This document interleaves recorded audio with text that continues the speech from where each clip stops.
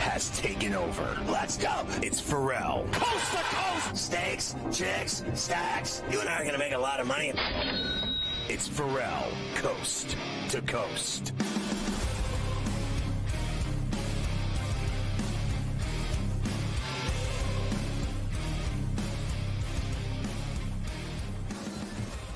All right, we're back in New Orleans on Radio Row at Super Bowl 59. Everybody's fired up for the Eagles and the Chiefs, and we continue on C2C, talking to everybody. I think this is really cool.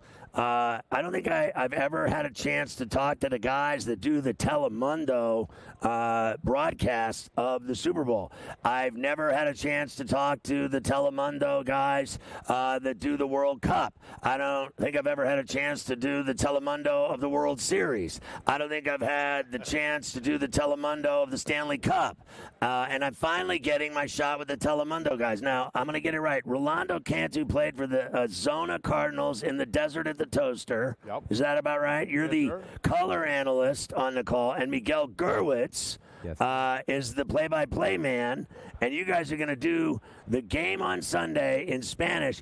And I took 5 years of Spanish in high school and college, and I can't speak a lick of it, but I can understand a little. Does that ever make sense to anybody? That you learned it, but you didn't learn it because you were stupid, or you were stoned, or I was drunk, or I didn't care.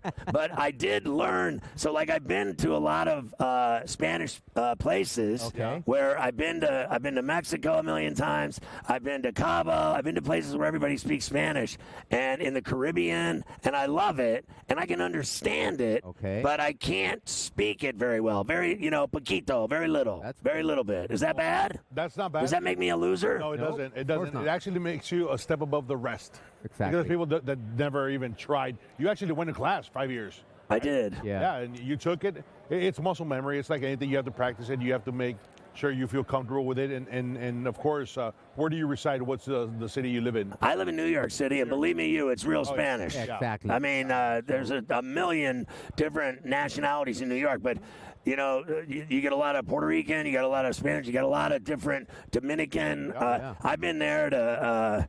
You name it. I've been to every island in the world, so I've been around it, and I've been around a lot of the baseball players. So let me ask you. You know what's weird? I like, and I do this. I'm not even bullshacking you. I watch soccer games. And like. Whether it's La Liga or whatever, I watch it in Spanish. And I try to follow the game in Spanish because I think the American call of it sucks, and I think the Spanish one is sexier. So I try to watch it in Spanish to learn and to try to figure it out. Have you ever seen people do that before with your broadcast of like this Super Bowl? Oh, we've had for sure, Miguel and I. Our calls, obviously we call it in Spanish. It's our own style, it's our own flair, it's our own touch. Right. But for the most part, you can feel the energy. And a person like you that says maybe the English part doesn't attract me as much, that's why I consume soccer, sometimes in Spanish, right. Liga MX or whatever other league you tune into. It happens the same to us. So we do have our fan base. We're so proud of the Super Bowl 59 and the opportunity of calling it on Sunday. What kind of numbers, what kind of audience does Telemundo get? Because I understand how enormous Telemundo is. I'm not stupid. I get it. It's a gigantic thing in television and in sports. How big is your audience for this game on Sunday? And how did you get your start doing play-by-play? Oh, that's quite a story. I'm going to start with the second question. I was a host for Sunday Night Football and for Thursday Night Football. And when the pandemic hit, there was a guy who was doing the play-by-play, and he got tested, and he got positive. And then that opened the door for you. 30 minutes before. That is fantastic. 30 minutes before, the producer... I would have wished that on him, to be honest. If I was second in line, I would have been like, I hope that guy gets COVID. I never liked that guy. Listen to me. It was me, but don't tell. I'm not going to say nothing. I'm on your side over here. So 30 minutes before, the producer says, hey. You're doing the game. You're doing the game. Okay, let's do it. And I was like, 10 seconds before, he asked me, hey, Miguel, how many times have you called? And you went zero, nada. With this one? Yeah, 0. Oh, you're fucking kidding me. No, I'm not. Okay, go. And That was it. But you did a great job. I think And then so. you never stopped doing it? I never stopped And then they doing it. killed the other guy. They put him in the desert in a hole by Glendale. He The plan worked. He did such a great job that Yeah, not he only did. you did such a great job that not only Sunday Night Football signed him, they signed him also for Thursday Night Football on Prime Video for. Oh, so now you're making the big money. Now, let me ask you. Now it's- Don't lie to me. Don't lie, Miguel. Hey, This duel is on TNF and not Sunday Night. don't lie to me. Now, wait. All right, so you didn't answer the second question. How big is the audience? Well, the last Super Bowl that we had, it was 2021. Yeah. The Rams and the Bengals, we hit almost 2 million. 2 million. I think the sport is growing. We're not. I bet you this Sunday you're at least at 10 million. I hope so. Yeah. I hope. And so. this is that would like be- 4 years later. It's growing. That game was fixed too, by the way. I just wanted to say that. I'm just kidding. So when you played for Arizona, because you're a big boy, Yeah. I'm a big boy too. Now listen, I just want you to know that I eat everything I see. So if I walk by, and like the other day I walked by and I saw some guy shucking oysters, fresh oysters, and I was like, I stopped. I had 30 of them. While I was waiting for your interview, know what I mean? this lady passed right beside us with brownies. I mean, that's automatic. Killed two, yeah. I would have eaten them if they were hash brownies. Yeah. I would have eaten them. I'll eat anything I see. I popped them in my mouth and I told her, "Hey, these brownies are good brownies. They're made with mayonnaise." Oh, well, that could be they were worse. already gone. So I walked back here before the show, and they had like 5 giant salted pretzels. I ate 2 of them. Yeah. I mean, I'll eat it. Oh, yeah. If honestly, the guy was walking by with shrimp the other day, like plates of Food here shrimp. on Raider Row. It's like Costco on the weekend. It is. Right? It's like You get they're- free samples everywhere. So when you played for the Cardinals in Zona, did you ever think then when you were running over? Obviously, you're running over people. You're a lineman. Yeah, of course. I mean, I don't have to. I'm pretty clever. I mean, you look like a boy that would step on my face. I used to. Did you ever dream then? Because you were like, I just want that big paycheck, and I want to be able to be set for life, be done with this, and take care of my family and everything. Did you ever think you'd be in the broadcast booth doing the Super Bowl or anything else for that matter, and turn and flip and become a media person? Because when you played, you probably wanted to beat our ass, and now you're one of us. Is there anything worse, but anything better? No. I always had that great relationship with media. Liar. I became the first Mexican non-kicker to ever cross over from the Mexican College League into the NFL. So my first start on the media side was the Super Bowl back in the day, 2004. So once I lived the experience and the preparation leading up to a Super Bowl, this is what I wanted to do after my playing career. Did you play in the Super Bowl against the Steelers? No, I was already a manager for the Arizona Cardinals, so I did travel with the team. So you were with the team Yep. when they lost to my Steelers. Yep. Screw you then. I never liked you.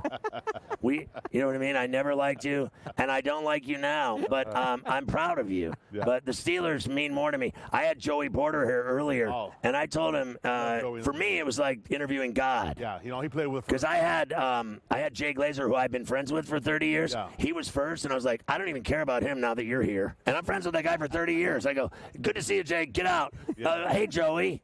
You know, like I was like, good to see you, buddy. We've been friends for 30 years. Get out. And I went right to the guy. If you're a Steeler, you're like, oh, here comes the guy with the food. This is the guy that I tackled. So here we go. Watch him. had, Watch him. There he is. He's the guy with all the food. Look, he's got the food. This is the guy. Look at the size of you. Yeah. Tackle him for me. Yeah, Step on his face. Come on. Yeah. Just go over there and run. What is that? I don't know, but he was bringing. Watch this. We'll ask him. Yeah. Hey, what do you got today? Hey, what do you got today, Shrimp Man? Oh, crawfish. Go run him over. Run. Yeah, let's see that. Okay. Oh yeah. He's going to run you over and step on your face. I might come see you, Luka. He's the Telemundo broadcasters. I love you guys. Thanks for coming on. Appreciate it, man.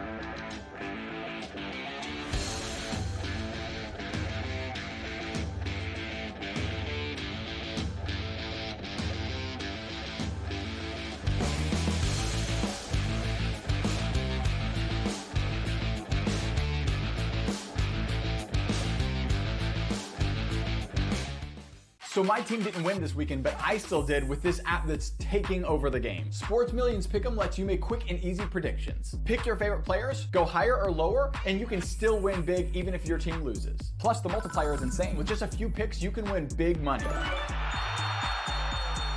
So get on it. They've got a welcome bonus to help you start off your winning streak.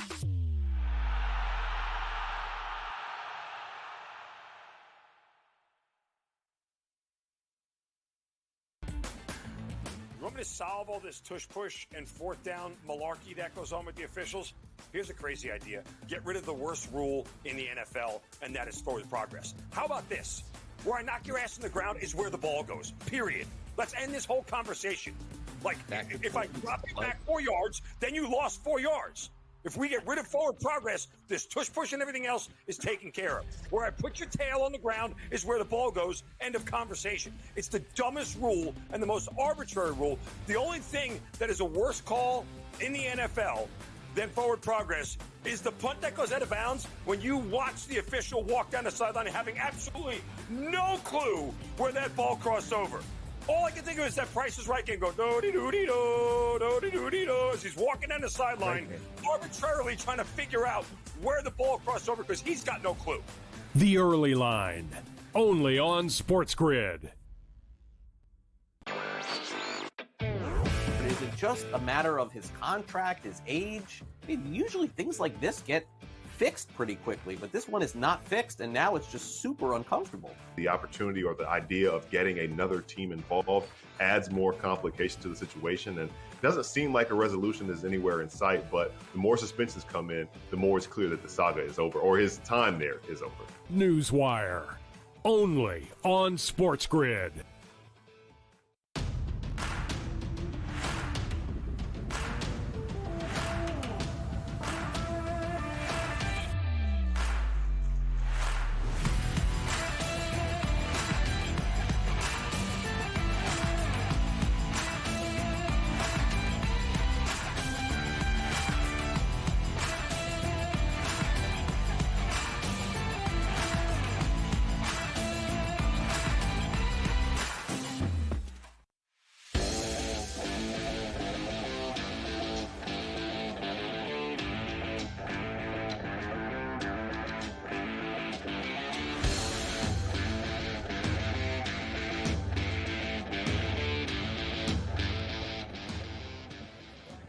All right, back at Radio Row at the Super Bowl in New Orleans. It gets better.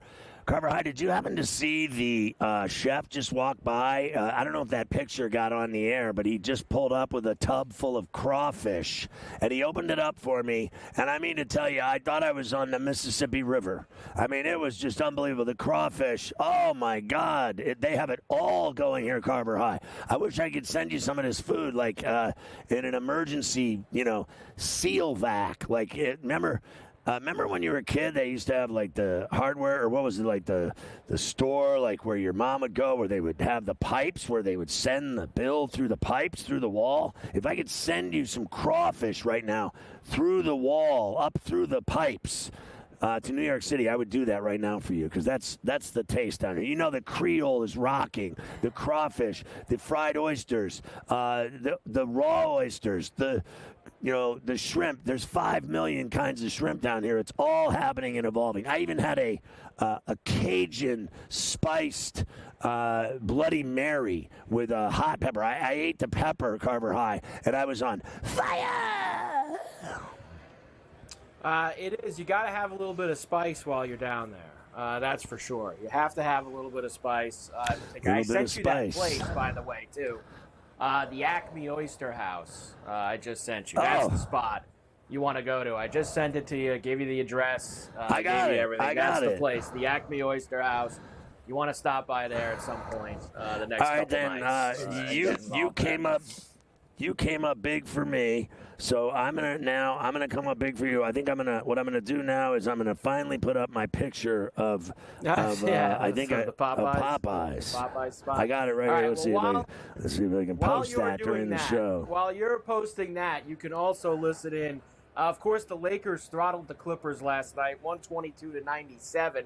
A couple from LeBron here. Here he is first, letting you know about when he heard the news that Luka was coming to the Lakers and AD was being sent out to Dallas. Here's LeBron. I was out.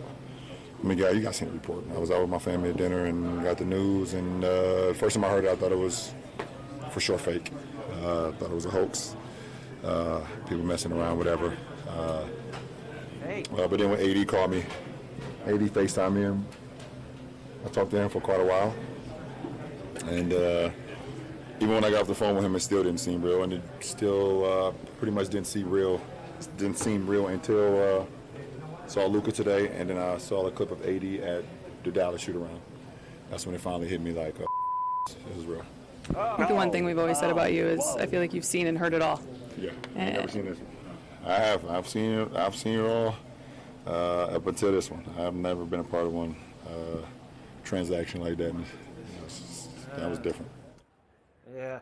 Wow. That's a different cut altogether. We've never seen him, frankly, caught off guard with anything in the NBA, and that deal transcended all others. It certainly did. Here's the other one I have for you of LeBron. Of course, a lot of people have said that this move is for the Lakers' future, not for now. Me and you don't believe that, but people like to say that. LeBron, of course, does not believe that either, that this move was made for the future. It's made for now and the future. Any concerns that because you brought in a young star, that some of these priorities kind of might shift more towards the future rather than the present? What's wrong with that? If I had concerns, I would have waived my no trade clause and got up out of here.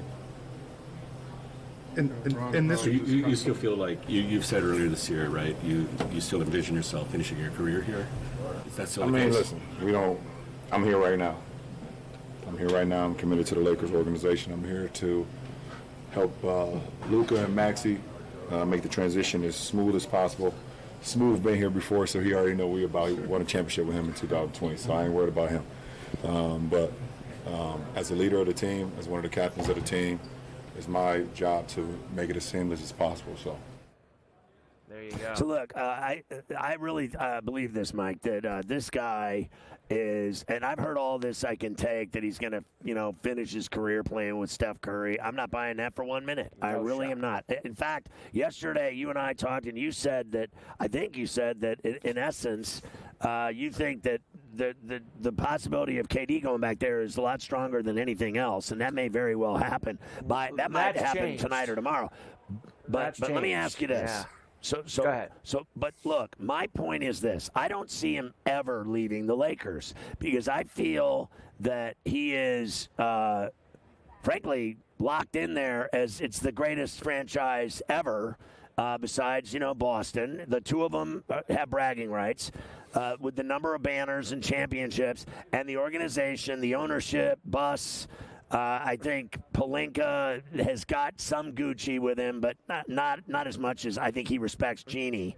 And I just think that he likes being a Laker. I think he likes L.A. I think he likes that his companies there making documentaries and shows, and his son's playing there, and his other son's going to go to Arizona, and his wife is happy, and he's 40. What is the point, Mike, of moving again?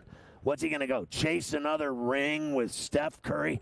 Like, if it happens, so be it. I don't know anything. I mean, what am I?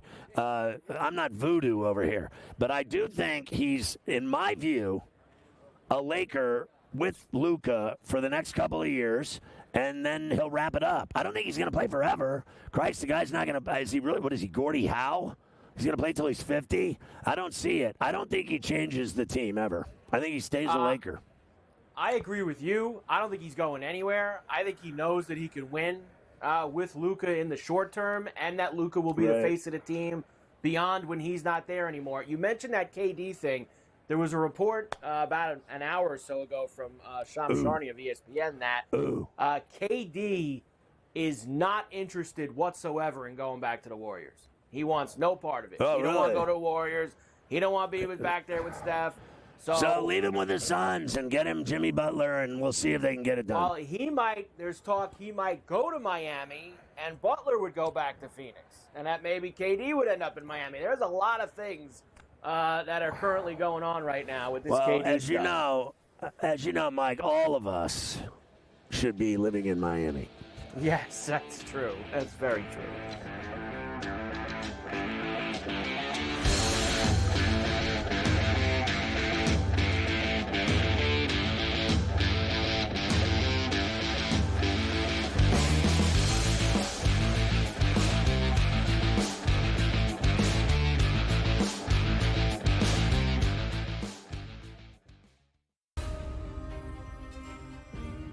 My mom, she was a professional ballet dancer. My aunt played professional tennis. My dad played football at Pitt when they won a national championship.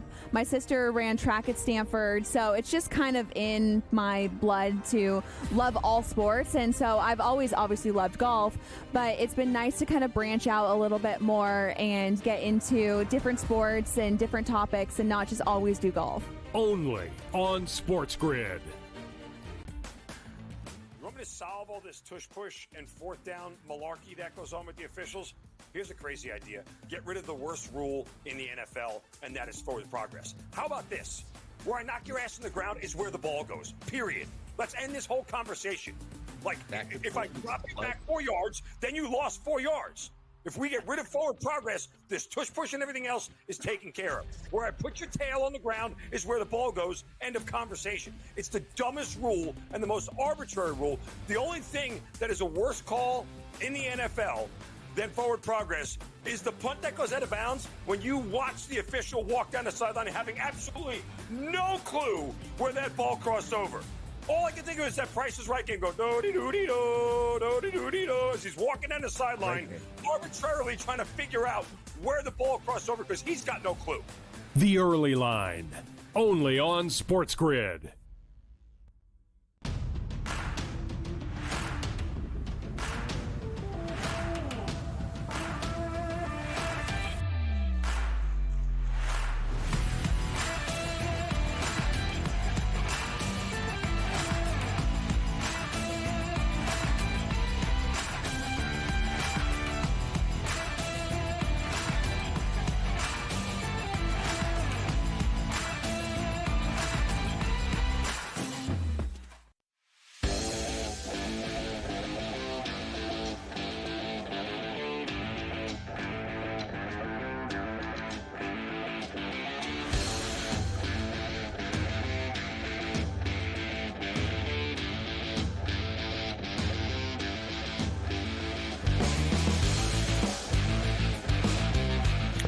So we're back in New Orleans. I just wanted to take a moment to talk bad about some people here that, I get all and Mafia hates when I do this. He really does. Marshall Faulk's a legend. He really is, and an incredible human being. And, this guy, think about his career, Hall of Famer, gold jacket, the whole deal. But he never came here, so I wish him a toe stubbing in his hotel room where he'll go by the edge of the bed in the dark, having to go to the bathroom late at night. And Mafia saw me do it the other day. I hit the edge of the bed with my knee. There's like a pointy thing at the end of the bed, and I smashed my knee into it. And he saw me like, I was like, I go, oh, that hurt. And he's looking at me laughing, and I'm like, oh, it hurts so bad. And then like 30 seconds later, I went, it still hurts bad. I am hoping that in the darkness of the night, when you have to go to the bathroom late night and you just have no choice but to walk in the dark, that Marshall, when he's coming around the edge of the bed, with the toe, I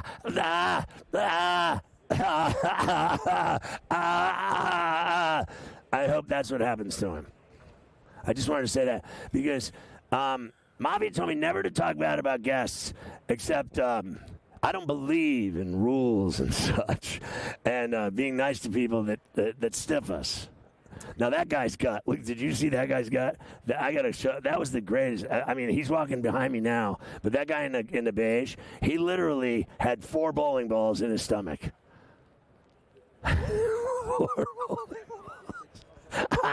I'm going to have 4 bowling balls tonight when I go to the Acme Oyster House. Bitches! The Acme Oyster House yeah. is tremendous. All right, let me slide this in while I have time here. I gave you the LeBron side. Now let's hear Kyrie, because he honestly looks like, you talk about There's a guy your boy, Kai. This is like the last place he wants to be. Now the Sixers beat the Mavs last night, 118-116. Here's Kyrie afterwards. First time he got to speak since the Luka AD trade. Still a grieving process right now. Miss my hermano. We had a lot of time together. Keith too, and Maxie. And, we just built some bonds that went beyond the basketball court. So if anybody can understand at home, when someone or a few group of people or a few people leave in a trade, it's going to be difficult, and that's what we're dealing with right now. But this is a business. It's way above my pay grade. How many times have you heard that? I just got to adjust and be ready to welcome in my new teammates with open arms and kind of be ready to go back to Dallas too, to speak in front of our fans. I know they're feeling it too. I'm feeling it too, guys. It's just an adjustment period, and it's. I don't want to downplay this either or disrespect our new guys. They're going to help us win. I do. They're going to help us build towards a championship. But just like everyone else at home, when you kind of see it from afar, it hurts. So. I gotta tell you, I feel that miserable. guy's pain. I feel, you know what? I understand where he's coming from. Since he's been there in Dallas, playing with that guy, Luka Doncic, remember all the negative and nonsense stories that we used to do about Kyrie Irving on this show? Yeah. How many have we done? How many have we done since he got hooked up with Luka? None. 0. All he's done is gone out and ball. That's all he's done since he went to Dallas and started playing with Luka. And now Luka's gone. Right. You can tell it bothers the hell out of him that Luka ain't there anymore. Bothers him. Without a doubt. Without a doubt. Now, look, it's not like he got, a bowl of soup in return. He got Anthony Davis. So, I mean, I think he's going to be fine. Now, look, the one thing I've always told you about him is that, did you see Coffee walk by with his big guns? I just saw Coffee walk by with his big guns. Coffee, we just got a shot of your big guns when you walk by. Bigger than Merriman's. Unbelievable. I think he's miserable. It's pretty obvious, but I think he'll be okay when he does his thing and he does the pick and roll with AD. Now, look, there's already nobody in the NBA that can guard Kyrie Irving. He gets his. I mean, my man eats every night. So he's got another great player at a big. All he has to do is, when I play with his 7-footer in the morning, I play with this big monster, and he played D1 ball, and this guy's 7'1", and I mean, when I'm on his team, I just get the ball. All I do is throw the ball up in the air, and he dunks it, and that's the end of it. And that's exactly what Kyrie Irving's going to do with Anthony Davis, and that's just all there is to it. There you go. Embiid returned last night as well. Triple-double with 29 points for Embiid in that game that they won. He'll be out for another month starting tonight.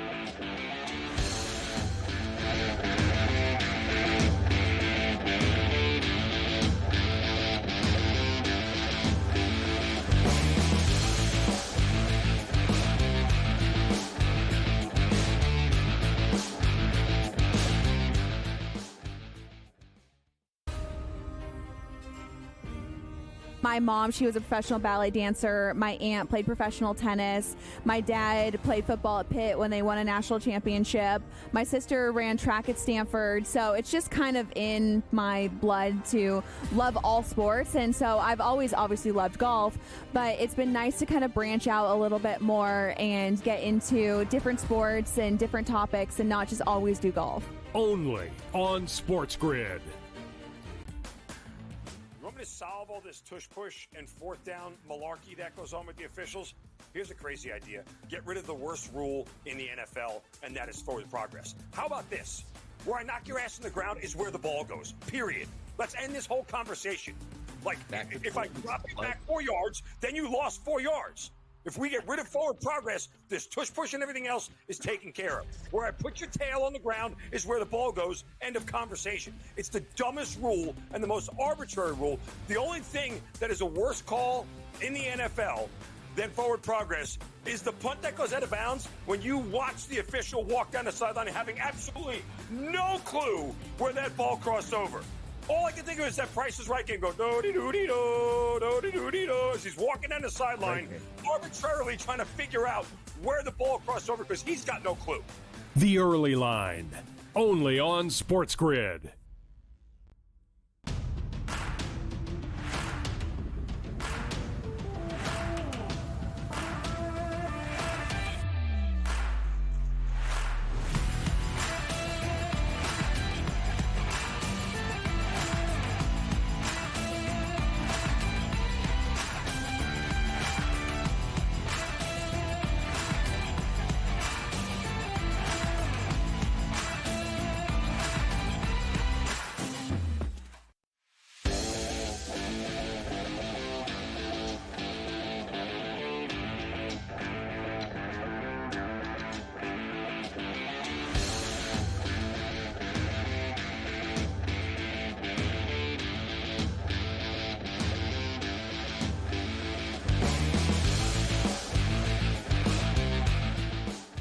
What's up, baby?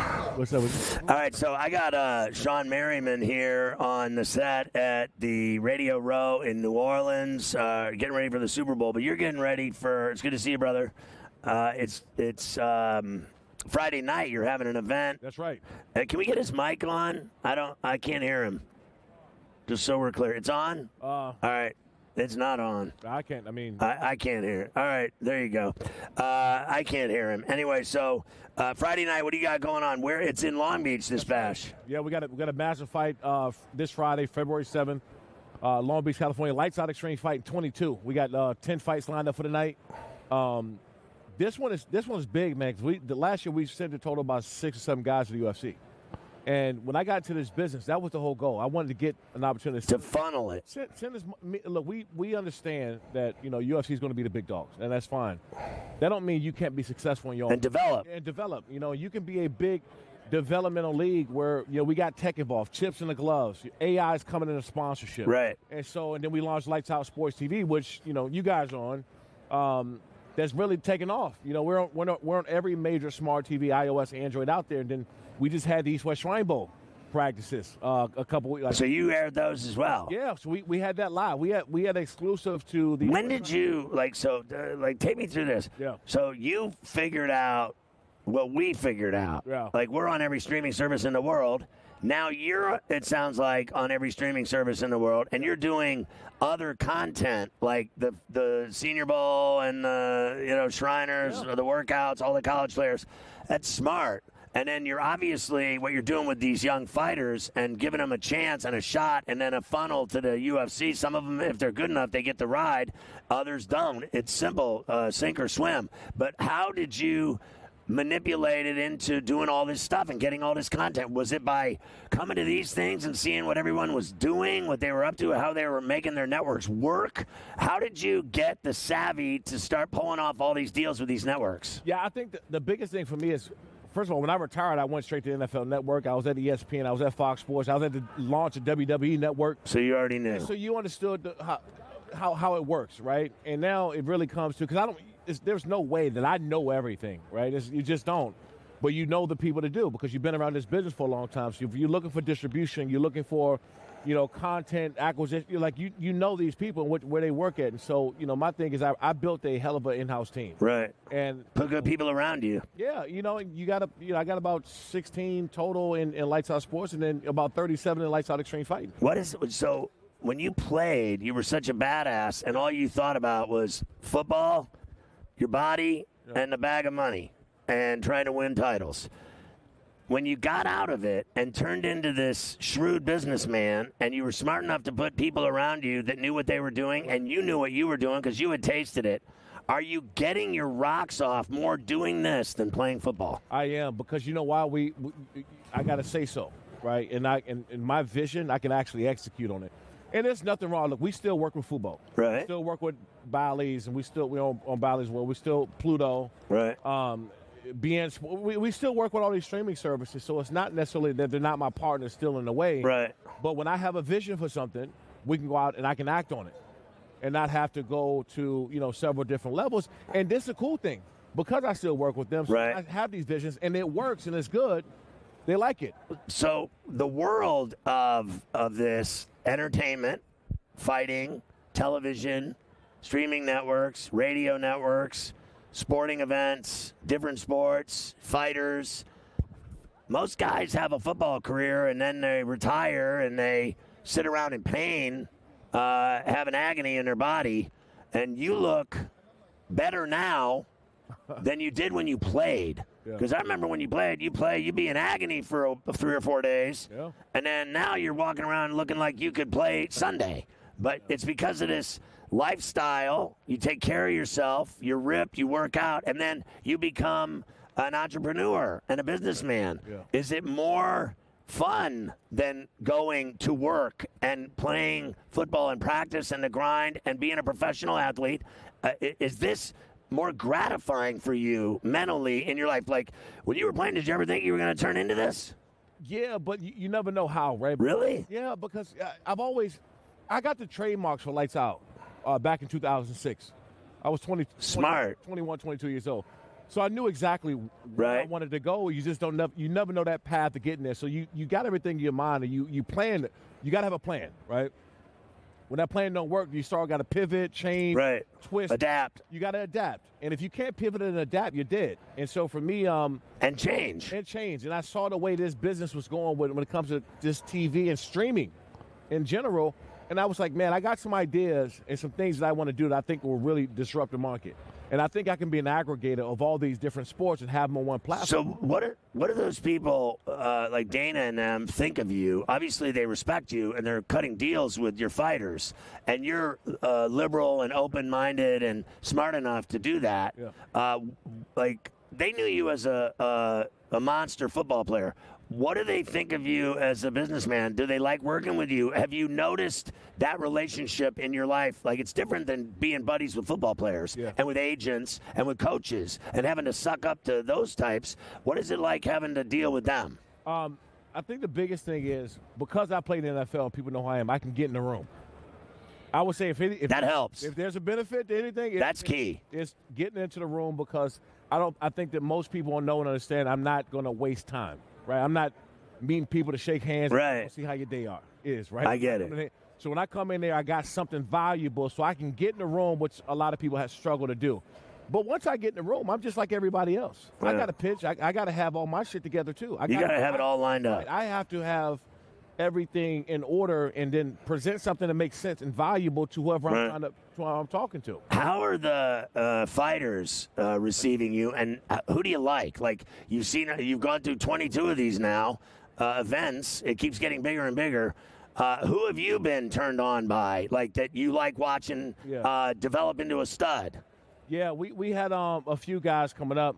We got Tony Cortez with this card, and a few seasoned vets too, like Ryan Lilly's fighting this call. He's fought several fights in Bellator and major organizations, stuff like that. But more importantly, we started identifying these guys that are coming up, right? Because they don't have a way of getting out. Some of these guys don't even have managers and stuff yet. Right. So you're directing their careers by building, helping them. And then because they don't know what they're doing. Yeah. Then when you get to that level, when you like, I've been around talent my whole entire life. I know a superstar when you see one. So some of these guys I haven't met, like tomorrow at the weigh-ins when we get there, and I'm like, oh, he's going to be good or she's going to be good. You know, and so you automatically start. That's going to be my next superstar. You start building around them, telling them how to market, use social media. I got on the fighter 2 weeks ago because if social media was on private, and I said, what are you fighting for? What are you fighting for?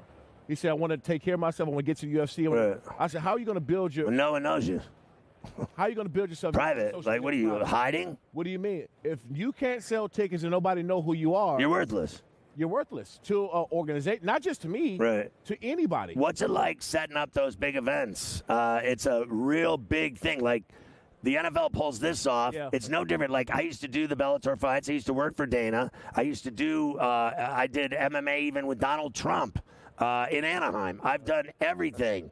With it. What's it like for you to set up those events and pull it off, and the TV and the rights and everything, the location, the arena, the seats, the tickets, the sponsors? Yes, we got the matchmakers, the head of venues and tickets, and you got head of operations. So I got a great team to handle the nonsense and all the stress. Again, my emails never stop going off on what's going on, right? So I may see something in production, and I don't like a graphics package that's going up there. The graphics package is not, the sponsor's not in there. I'll see it, and I'll jump in there. You know what's great is that this is the second time you and I have done this at the Super Bowl, and we never talked about football and the game on Sunday. That's what's up. Yeah. We talked about what you're doing with the fights and lights out, and I hope your event on Friday night in Long Beach is a huge success. It's always good to see you, Sean, my man. Thanks for coming on Coast to Coast.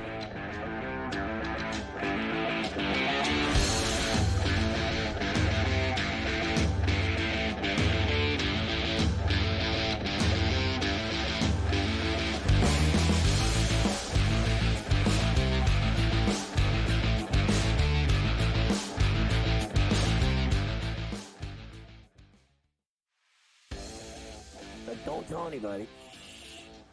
I'm sick of coming here every year and talking about the Kansas City Chiefs. Look, remember a few years ago we were here, people saying, Andy Reid's going to retire. I'm like, no way.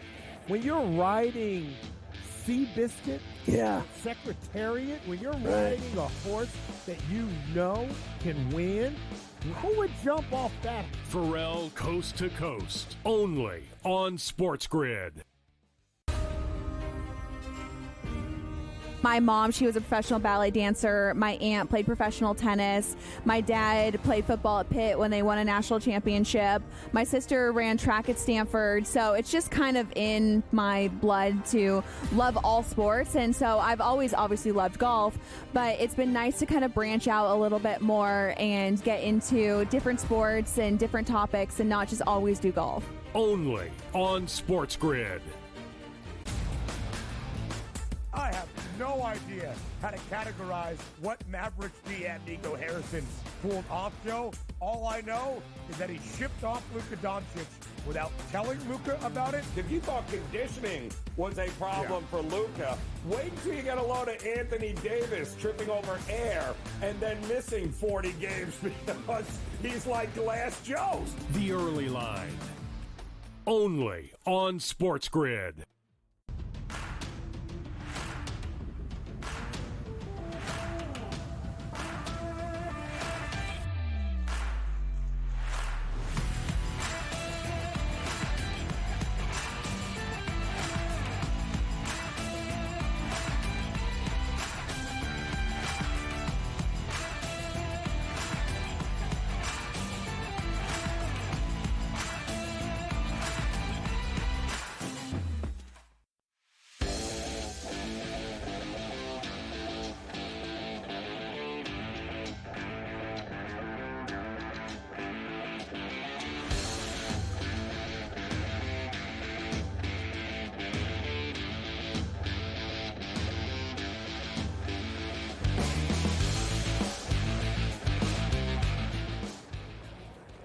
All right, we're back at Radio Row, and thank God the Hall of Famer Marshall Faulk showed up after I said I hoped he stubbed his toe, because we wanted him here so badly that when he didn't show up, I ran into the edge of the bed the other night with my kneecap. I got to tell you, at my age, it was a brutal hit, and I play a lot of ball 6 days a week. Can't have knee injuries at a hotel. So when you didn't show, I was like, I can't talk to the Gold Jacket Hall of Famer legend Marshall Faulk. I hope he stubs his toe. And then Carver High, the guy in that picture right there, suggested that you punch me in the face. Nice. But you're not going to do it? No violence here, man. No violence. New Orleans. So you're from New Yeah, Orleans. I'm born and raised. Now, how about this? My son goes to San Diego State. Oh, nice. He goes to college at... He's having a blast. He's having a blast. He's a sophomore at San Diego State. You don't want to come home. And I have your San Diego State jersey. Oh. And I have Kawhi's San Diego State jersey. Hold on, wait. Where you live? I live in New York City. Wow. But how about a badass kid that said, I want to go to California to school. Smart kid. I'm going to go to San Diego State, and he's on the dean's list. Smart kid. 4-0. Smart kid. And he's loving life. That is. I don't think he ever wants to come home. I don't blame him. Like right now, ask him what's the temperature. You got like 60, maybe 68 today. Perfect. Probably 8 in New York. I mean, it's horrible in New York. It's hell on earth. But you love it. I'm a man. Like I'm used to it. I'm tough. I'm not. The call I walk my dog. It's 8 degrees outside. What are you talking about? That's mental illness. You know. You know. Right? I know it is. It is, man. I hate it because I'm from Huntington Beach. See, there's mental illness. I like Huntington Beach and San Diego. That 8 degrees and miserable is what you want. I love San Diego. You know they're going to have the Genesis golf tournament at Torrey Pines. They just had the golf tournament at Torrey Pines. It's so nice that they're having 2 golf tournaments there. Yeah. So tell me about what you're doing to save kids from drugs. I think it's a great thing, the truth about drugs. And you're at it. You're out there saving lives and making a difference. And it's not playing football. Yeah, just a different approach. You know, That's cool. It's all in the messaging in today's world when you think about how you reach kids. And we both know you can't reach your kids by trying to tell them what to do. They don't listen. You got to educate them. It has to make sense to them. And how do you make them make sense? Well, you provide them education and information about things that they might be curious about. Most kids today, they're being peer pressured to do stuff, or their peers are doing it and there's an impression upon them that they should do it as well. Right. All their friends are getting high at the party and getting drunk, and then they do it. Find out what it's like. So which is bad. Oh, of course. So what we do is we have a website you go to. We give you information and education about what to do. We actually have videos. Is it drugfreeworld.org? Yes. And so they go to that and it helps them? Yeah, we actually have skits and videos where you can watch and see what someone looks like on it. When they're high. Yeah. And they're tripping and they're tweaking. And what is it? Is it making a difference for these kids? Are they seeing the light? Without a doubt. Without a doubt. Are the smart ones the only ones that grasp it? What about the dumb ones? It's not about being smart. It's just about being educated. At some level, it has to be. Even the person considered Making- be educated. Making choices. That's it. Like making choices, right? So I had Randy Grimes here yesterday, former Buccaneer center, played in the NFL forever. Yep. He does sober center. He's running a sobriety center. He's saving lives of players that played in the league that have had, pain addiction and all kinds of addictions and alcohol and drugs, and he's doing the same thing.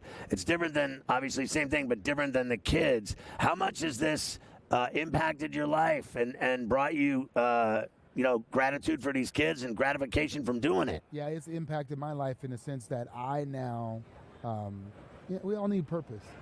And besides helping my kids and raising my kids, showing other people, definitely that come from communities like I came from, that there's a way out other than drugs. And that drugs isn't the answer for all the things that you're going through. Most of these kids, when you hear mental illness in kids and anxiety and stuff like that, it's guaranteed they're going to find something to mask because they don't want to live with that. Right.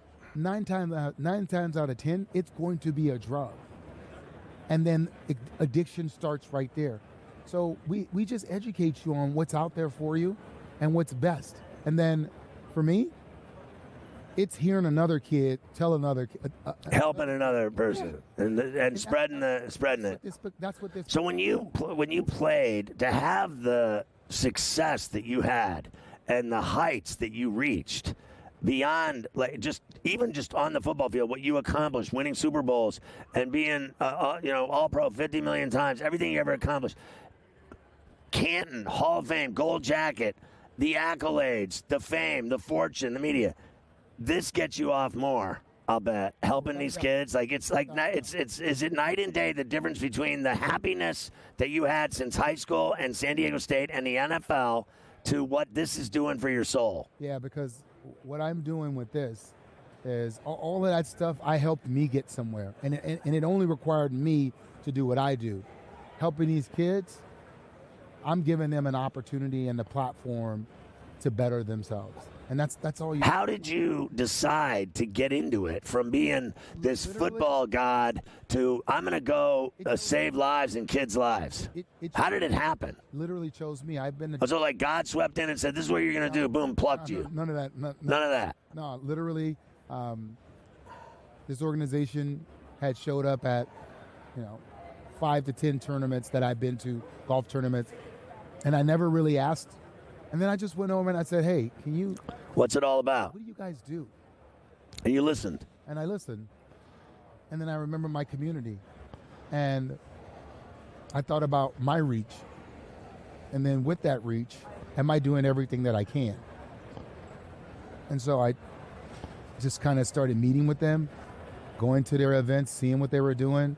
And they're not shaking a can, begging her. Right. They literally. How many of the kids have you become friends with and tight with that have that had their lives changed and saved because of it? So it's not about becoming friends with them. It's them then reaching out saying, "Hey, you helped me make a big decision in life. Thank you. I now am doing this. I'm helping this. I'm spreading it." Right. It's that kind of stuff, and they're always writing that community. Yeah, on the website you get to give testimonials and do stuff, and we have that. Like these kids are reaching out; they want the help. Right now, there's more kids that are doing drugs than not. Yeah, it's scary. Check out drugfreeworld.org. Marshall, it's an honor to meet you. Congrats on what you're doing, and I don't want you to stub your toe.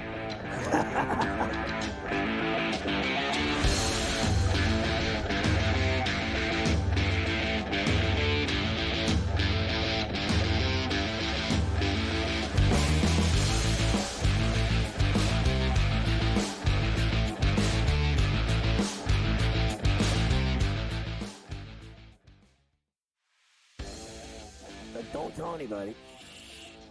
I'm sick of coming here every year and talking about the Kansas City Chiefs. Look, remember a few years ago we were here, people saying, Andy Reid's going to retire. I'm like, no way. when you're riding Seabiscuit, Yeah. Secretariat, when you're riding a horse that you know can win, who would jump off that? Ferrall Coast to Coast, only on SportsGrid. My mom, she was a professional ballet dancer. My aunt played professional tennis. My dad played football at Pitt when they won a national championship.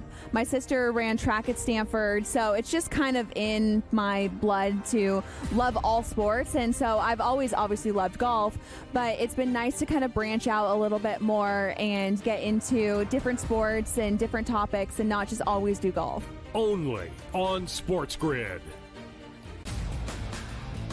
I have no idea how to categorize what Mavericks GM Nico Harrison pulled off, Joe. All I know is that he shipped off Luka Doncic without telling Luka about it. If you thought conditioning was a problem for Luka, wait till you get a load of Anthony Davis tripping over air and then missing 40 games because he's like Glass Joe's. The Early Line.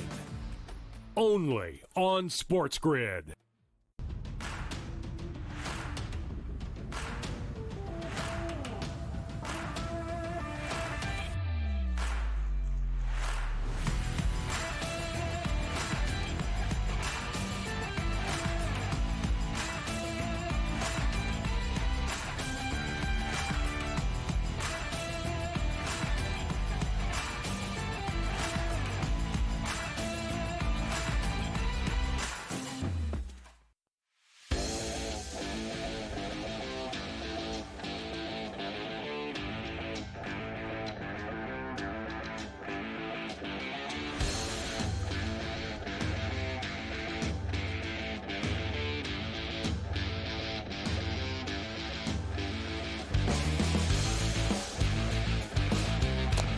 Back at the Radio Row in Nolens in the French Quarter at the Super Bowl week. Festivities blowing out with Todd Gurley, badass NFL rock star status. You know, I could go on and on about your career. I really could. I could sit here all day and talk about your numbers, your college career, down between the hedges. I could get into all that. But really, at the end of the day, all that matters is Bush's baked beans. Because honest to God, like, when I saw you walking in with them, and I went, oh, damn, I love those beans. And I don't even care if I fart. I mean, they're just the greatest things ever. Like, I hope I get gas. Yeah, nah, for sure. I really do. Like what picnic, what barbecue, what dinner, what hot dog, what hamburger, what kind of event do you go to where you don't eat beans? You know what I'm saying? You can feel it. Especially with football. I mean, honestly, like, all these femmy-ass tailgate parties and these parties for the Super Bowl that people are having in their houses. I mean, no one's smart enough, other than you, to have Bush's baked beans at the bash. And then, I mean, I'm all over it. I'll eat the whole bowl. I may eat that can right there. You can see look at me. I'm like a dog. Yeah, I have to use the small cans because it just overeat them, man. Sure. Like, so, you know, these people, they're giving out pierogies. I saw pickles. I've seen shrimp. I've seen bratwurst. The guy over there from Green Bay, Lambeau, he's serving up little tiny, like dog dicky, like bratwurst. I'm like, you roll in with baked beans. You're like a pimp with baked beans. I mean, if I had that, I'm surprised he doesn't have like 50 women chasing him. Like it's like Ralph Lauren cologne, the baked beans. Nah, I appreciate that. Now tell me about some of your favorite bean recipes. Like, you know, the commercials they do with those dogs are fantastic. Yeah. I have that dog. My dog, I have the same dog. He's 120 pounds. He'll bite your arm off. He's like an attack dog. If you mess with me, he'll attack you. But if you're friends with him, he's like the coolest dog in town. Exactly. He only likes people he likes. But if he doesn't like you, you're doomed. He'll eat anything. He'll eat a tire with mustard on it. But what are your favorite baked bean concoctions? Because I know you have a girly recipe. There we go. What do you got? So, you know, either ground beef, or if you don't like the beef, you do the turkey, ground turkey, a little bit of brown sugar, bacon bits, onions. Oh, I love onions. And if you're really feeling spicy, jalapenos. Nah, well. You got to go strong, son. Creole, we're in the bourbon. I'll just put a little bit of, like, syrup, maybe some nutmeg and some extra cinnamon. Right. Oh, man, like. all of that. Honestly, I'm good. I don't think I can finish the show. You ready? You know, you can eat this just like that. If Mavia, get a can opener in here. Great source of protein. Yeah, we needed the one that we can just pop back. Like, you know what's great is that everybody's selling something at this event, which sucks. Yeah. You know, this 100,000 people hawking stuff, like some of the dumbest stuff I've ever seen. No one has ever walked in here in my 30 years I've done 41 years of broadcasting, 30 straight Super Bowls. I've been to 30 straight Super Bowls. No one has ever walked in with a can of baked beans and hung out with me. That is the greatest. And I'm going to leave them with you. It may be the greatest thing that's ever happened to the Super Bowl. Do you feel it? I feel it, man. You can feel it. Have you noticed people are jealous of you because you have the baked beans? I've seen a couple of stares. A couple eyes? I've seen a couple of stares. Stink eye. They give you the dirty look. Yeah, like they hating on me, like I just took their woman or like just stole their money, like for no reason. Left with their wife. Same kind of thing, that look. Or I just stole their bean recipe. You know what I mean? Oh, my God. You have moved to the head of the class. Like, I've had every legend in the world show up here to do interviews the last 3 days, and then you just went right to the top. They're and I'm not even as legendary as. I didn't even know you were coming, and then they were like, "Oh, it's Todd Gurley," and then I was like, "Todd Gurley, he's a great player," and then I didn't even care. I just saw the can of beans in your hand, and I went, "Oh yeah, that's." Didn't you hear me when you walked by me? I go, "Jesus Christ, does he have baked beans?" I go, "This is great," and honestly, like, you think I'm even kidding? You got some balls like that. Honestly, and that family, don't they have like the nerdy two white guys, the dad and his son selling the beans? You're way cooler than them. The Mannings? Yeah. Yeah. I'm a little better. But I mean, the guy with the dog, I don't care about the Mannings. I hate them to begin with. I like the father and son. Don't they have Yeah. With the dog? Yep, my man Duke. Duke's the dog. Duke is the dog. Duke is the dog. Dude, you're awesome. It's great to meet you. I don't even care about your career. So when you didn't go to the Steelers, I hated you. I really did. I'm a Steeler fan. That's crazy because I grew up a Ravens fan. I hate them worse. I don't like you anymore. You're lucky you brought them beans, son. I got ran to the ground.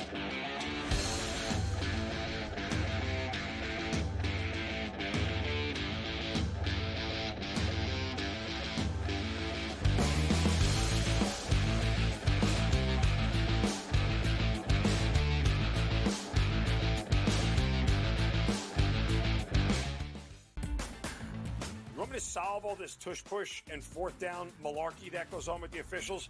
Here's a crazy idea. Get rid of the worst rule in the NFL, and that is forward progress. How about this?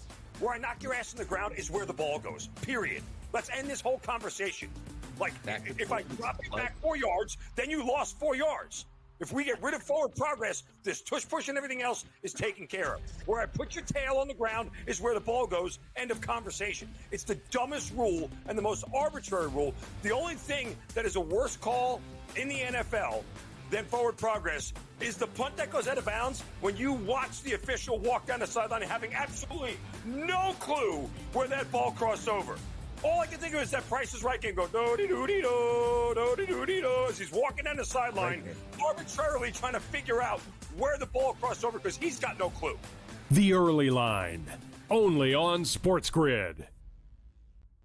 But is it just a matter of his contract, his age? I mean, usually things like this get fixed pretty quickly, but this one is not fixed, and now it's just super uncomfortable. The opportunity or the idea of getting another team involved adds more complication to the situation, and it doesn't seem like a resolution is anywhere in sight, but the more suspensions come in, the more it's clear that the saga is over, or his time there is over.